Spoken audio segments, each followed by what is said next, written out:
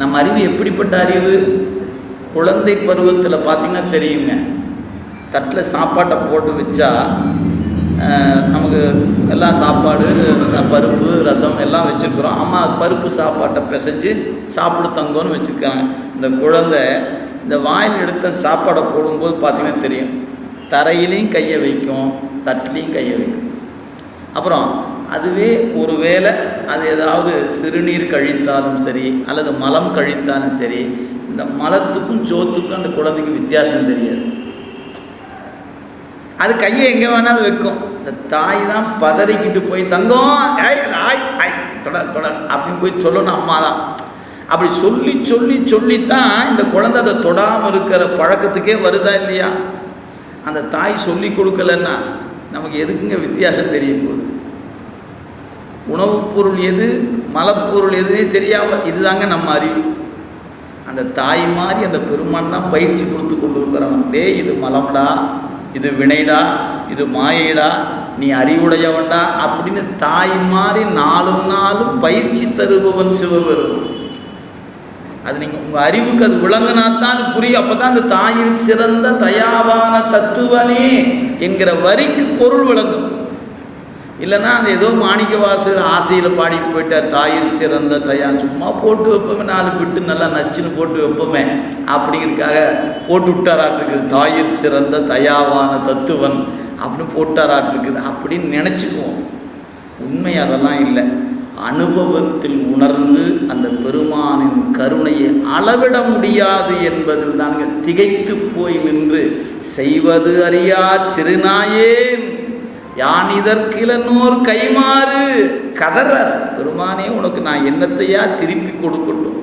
ஐயோ, உன் கருணைக்கு திருப்பி கொடுக்க முடியாமல் நான் தடுமாறி கிடக்கிறேனே பெருமானே அப்படின்னு அழுது அழுது நிற்கிறார் மணிவாசகர். ஏன்? அவரால் உணர்ந்ததுனால அழுது நிற்கிறார். நம்மளால் உணர முடியாதனால அழுக வரமாட்டேன். இந்த சாமி என்ன பண்ணுச்சியா அப்படின்னு தானே இன்னும் நம்ம மனசுக்குள்ளே கேள்வி இருக்குதே ஒழிய செஞ்சது எதுவுமே ஞாபகத்துக்கு வரல. இது எப்படி தெரியுங்களா? இந்த நம்ம வீட்டுக்கு ஒரு குழந்தை பிறந்து வளர்ந்து ஆளாகி நின்று படிச்சுட்டு வேலைக்கு போய் சம்பளம் வாங்கின பிறகு கேட்பான், நீ என்ன பண்ண, எனக்கு என்ன பண்ணுனேன்னு கேட்டால் என்னங்க பதில் சொல்கிறது? 10 மாதம் வயிற்றுக்குள்ளே இருக்கும்போது அந்த தாய் பட்ட பாடு தாய்க்கு தான் தெரியும். உட்கார முடியாமல், நிற்க முடியாமல், நடக்க முடியாமல், பிடிச்சதை சாப்பிட முடியாமல், கரு உள்ள ஒரு தங்கின காலத்தில் பாருங்கள், 2 மாதம் 3 மாதம் ஆகும்போது எதை சாப்பிட்டாலும் வாந்தி வரும். சாப்பிடவே முடியாது. தண்ணி குடித்தா கூட வாந்தி வரமா இருக்குது. ஐயோ, ஒன்றுமே பிடிக்கலையே, வாய்க்கு ஒன்றும் பிடிக்காது, சாப்பிட்டா வாந்தியாக வருது. அப்படியே மயங்கி போய் கருகரத்து போய் அந்த தாய் படுகிற பாடு இருக்குது அந்த கரு வயிற்றுக்குள்ளே தங்குற காலத்தில். சிந்திச்சு பாருங்கள், கொஞ்சம் நெஞ்ச பாடா என்ன? அது 2-3 மாதம் ஆன பிறகு தாங்க வாந்தி வருவதெல்லாம் மெல்ல மெல்ல நிற்கிது. அது வரைக்கும் அந்த தாய் ஒரு இட்லி சாப்பிட முடியாது, ஒரு சாதம் சாப்பிட முடியாது, எதை சாப்பிட்டாலும் வாந்தி.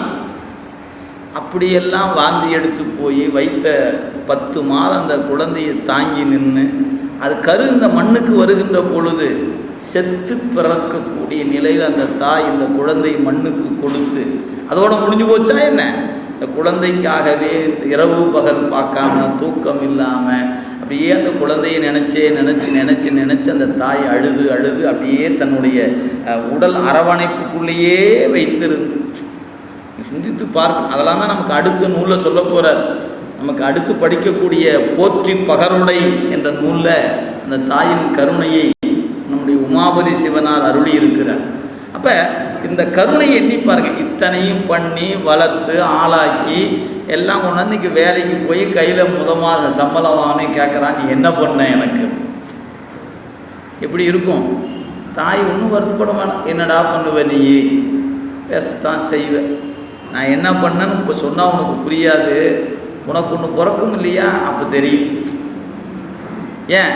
ஐயோ தூங்க மாட்டேங்குது, ஐயோ தூங்க வர முடியல, நைட்டு தூங்க முடியல அப்படின்னு சாதாரண சளி தூக்கிட்டு ஆஸ்பத்திரிக்கு 12 மணிக்கு ஓடுறோமே, ஐயோ குழந்தை தூங்கலையே. இதே மாதிரி தானே நம்ம தாய் நம்மை வளர்க்கும் போது துன்பப்பட்டு இருப்பான்னு ஒரு கண்ணை நினச்சோம்னா ஹாஸ்பிட்டலில் இருந்து கண்ணில் கண்ணீர் வரும். ஏன் உன் குழந்தை பதறுகிறாய் அல்லவா, இதை போலத்தானே உன்னுடைய தாய் உன்னை நினைத்து பதறி இருப்பாள். அது மாதிரி நினச்சி பார்க்க முடிகிறதா? அன்னைக்கு நாம தான் கேட்டோம், நீ எனக்கு என்ன பண்ணுன? இப்போ நீங்கள் அந்த இடத்துல இன்னும் சொல்லுங்கள், உங்கள் தாய் உங்களுக்கு என்ன பண்ணுனாங்களோ அதை விட மிக குறைவாகத்தான் நாம் நம் குழந்தைக்கு செய்யணும். ஏன் அன்னைக்கு இவ்வளவு நர்ஸு, இவ்வளோ ஹாஸ்பிட்டலு, இவ்வளோ 108 மருத்துவமனைகள், ஃபோன் பண்ணால் உடனே வர்றதுக்கெல்லாம் ஒன்றும் கிடையாது அன்னைக்கு காலத்துக்கு. அன்னைக்கு அந்த தாய் எத்தனை துயரங்களை சுமந்து கொண்டு நம்ம எல்லாம் வளர்த்து ஆளாக்கி நிற்கிறாள் என்பதை எண்ணி பார்த்தீங்கன்னா தாயின் கருணை புலப்படும். இந்த தாய் ஒரு பிறப்புக்கு செய்கின்ற உபகாரம் அது சிவம் பிறவிதோறும் செய்கின்ற உபகாரம். இந்த தாய்க்கு நமக்கு இந்த ஒரு பிறப்பு அந்த தொடர்பு விட்டு போகிறது. அடுத்த பிறப்பு வரும்போது இதே தாய் நமக்கு வருவதில்லை. அந்த தாய்க்கு நமக்கு தொடர்பு இருக்குமா தெரியாது. நீ எங்கேயோ இருப்பேன், நான் எங்கேயோ இருப்பேன். ஆனால் சிவம் அப்படி இல்லையே.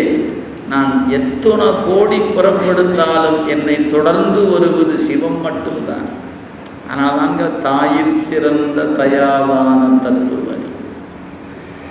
அதெல்லாம் எப்படி பொன் எழுத்தில் பதிய வைக்க வேண்டிய எழுத்துக்கள். அது அனுபவத்தில் நின்று பார்த்தா தான் இறைவன் உபகாரம் என்ன என்பது விளங்கும் நமக்கு. அதனால் அந்த பெருமான் வினை என்கின்ற ஒன்றை நமக்கு கூட்டுபவன் அவன் தாங்க. அந்த வினையை கூட்டும் பொழுது இப்போ மாயை என்கிற உடம்பும் நாம் எடுத்துக்கொள்ள முடியாது, நமக்குரிய வினையும் நாம் எடுத்துக்கொள்ள முடியும். நமக்கு அந்த அளவுக்கு அறிவில்லை. அப்போ உடம்பையும் வினையும் கூட்டுபவன் யாரு? அவன்தான். அவன் கூட்டும்போது அவனுடைய கருணைக்குத்தான் திரோதானம் என்று பெயர்.